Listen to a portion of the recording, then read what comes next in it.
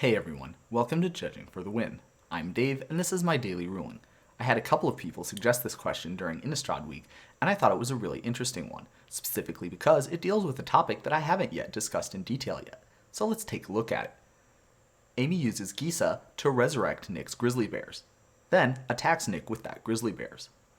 Nick doesn't declare any blocks, but he does activate Homeward Path in order to regain control of grizzly bears. What happens?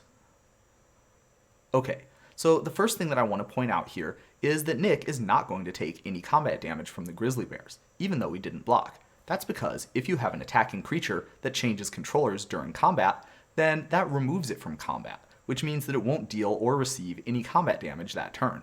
Accordingly, even though Nick did not block, he's not going to take any damage from the grizzly bears.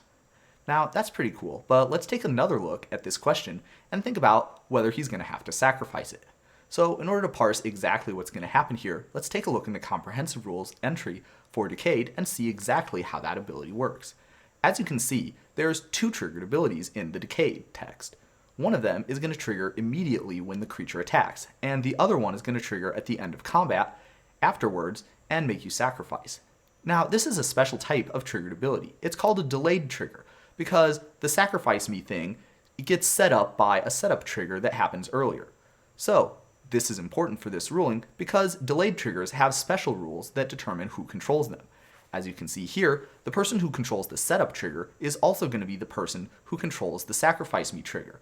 That's important because normally a triggered ability is controlled by the person who controlled its source at the time that it triggered.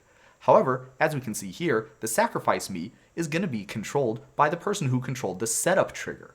And that's not necessarily the same person who controls the source of that triggered ability at the time when the sacrifice me trigger happens. So what's actually going to happen here is Amy is going to control the setup trigger because when she attacked with that creature, she was the one that controlled it. However, later on, when the sacrifice me trigger happens, Amy is also going to control that one, even though she no longer controls the grizzly bears at this time. What that means is that Amy is the person who's going to be instructed to sacrifice grizzly bears. However, there's going to be a problem with that because only the person who controls a creature is able to sacrifice it. Because Amy does not control grizzly bears at the time that she's instructed to sacrifice it, that means that she's not going to be able to perform that instruction, and it's just not going to do anything. The grizzly bears will not be sacrificed, and it'll stay on the battlefield under Nick's control. So this is pretty good, but it's not all rainbows and sunshine for Nick.